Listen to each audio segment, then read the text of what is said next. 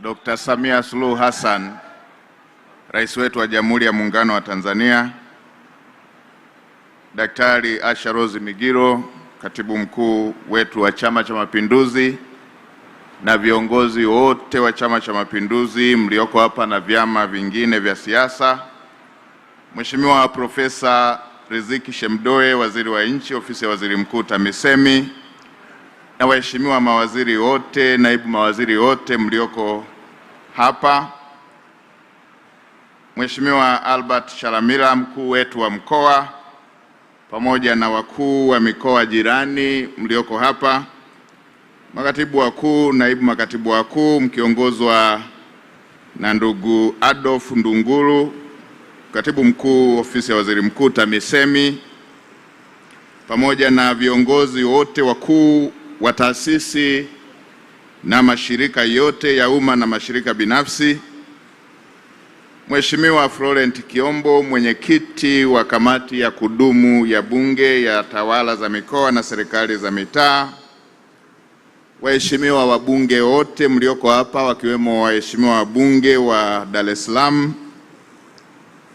CPA Ashraf Abdukarim, meneja mkuu wa shirika la masoko ya Kariakoo, viongozi wetu wa vyombo vya ulinzi na usalama, viongozi wetu wa dini ambao mmeungana nasi leo, ndugu Ramadhan Kakandilo Laban kwa niaba ya Jumuiya ya wafanyabiashara wa Kariakoo na viongozi wa wafanyabiashara, ndugu wanahabari na wageni waalikwa, wananchi wote mlioko hapa, nitambue utambulisho wote uliotolewa hapo awali. Kazi na utu. Mheshimiwa Rais, maelezo ya awali yamekwisha kutolewa kikamilifu.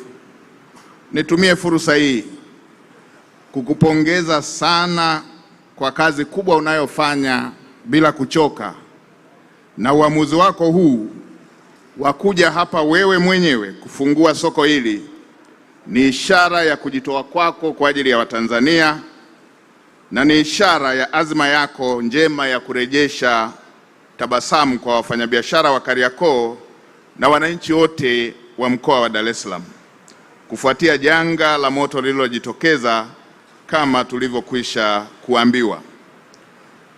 Ninakumbuka baada ya kutokea kwa janga hilo la moto, mara moja uielekeza Ofisi ya Waziri Mkuu kufika eneo la tukio ili kusimamia na kuratibu hatua za haraka za kukabiliana na athari zilizojitokeza na kurejesha hali ya utulivu katika soko.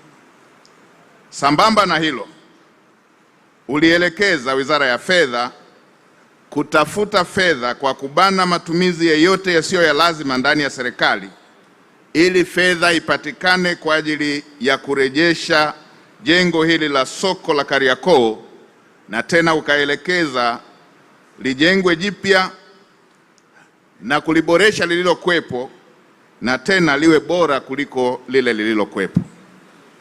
Mheshimiwa Rais, tumeshuhudia wakati unaelezewa na mtendaji mkuu wa shirika la masoko ya Kariakoo ukidhihirisha kwamba soko hili lililojengwa kwa kutumia maono yako limekuwa na maboresho mengi tena ya kisasa na yamefanyika, ikiwemo kufunga mifumo mpya ya tehama, mifumo ya kinga na tahadhari za moto, mifumo ya uingizaji wa hewa safi, mifumo ya kisasa ya umeme, jenereta kwa ajili ya dharura, pamoja na kufungwa kwa kamera za ulinzi yani CCTV.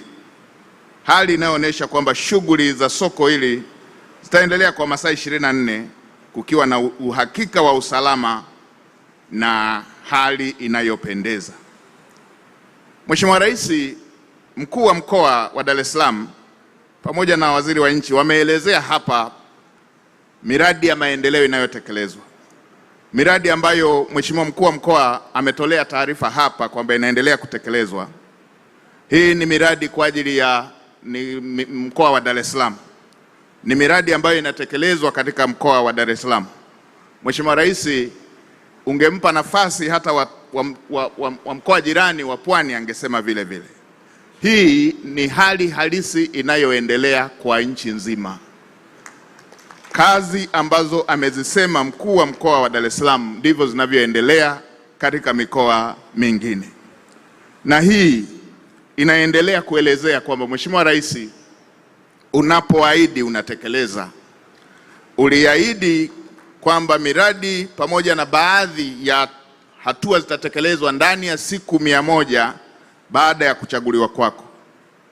Nitumie jukwaa hili kukuarifu kwamba ahadi ulizozitoa zote zimetekelezwa, ambazo uliahidi kwamba zitaanza kutekelezwa ndani ya siku 100 zimetekelezwa, ikiwemo walimu 5,000, walimu 7,000 wamekwisha kuajiriwa na wameshapewa barua, wamesharipoti kwenye vituo vyao. Watumishi wa afya 5,000 wameshaajiriwa na wamepelekwa katika vituo vyao. Na Mheshimiwa Rais, juzi nilikabidhi hundi ya bilioni 200 ambayo uliitoa kwa ajili ya shughuli hizi za biashara ndogo na zile zinazoanza. Mheshimiwa Rais, uwekezaji huu unaofanya ni ushuhuda kwamba falsafa yako ya kazi na utu inatekelezwa kwa vitendo.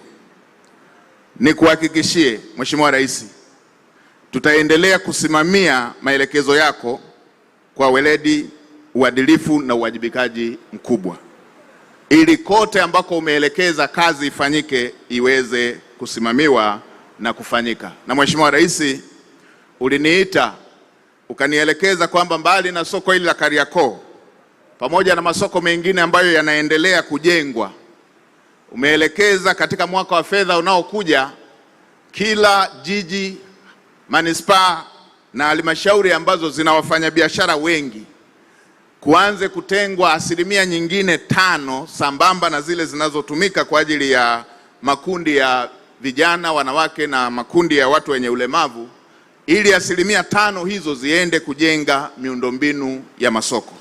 Mheshimiwa Rais, tayari tumeshakaa na wizara zinazohusika ikiwemo Wizara ya Fedha ili kuweza kutekeleza maelekezo yako haya. Mheshimiwa Rais, tunakupongeza kwa mara nyingine kwa kazi kubwa unayofanya, na niwahakikishie Watanzania, nchi iko katika uelekeo sahihi, inasonga mbele kwa mwendo kasi sahihi, na Mheshimiwa Rais,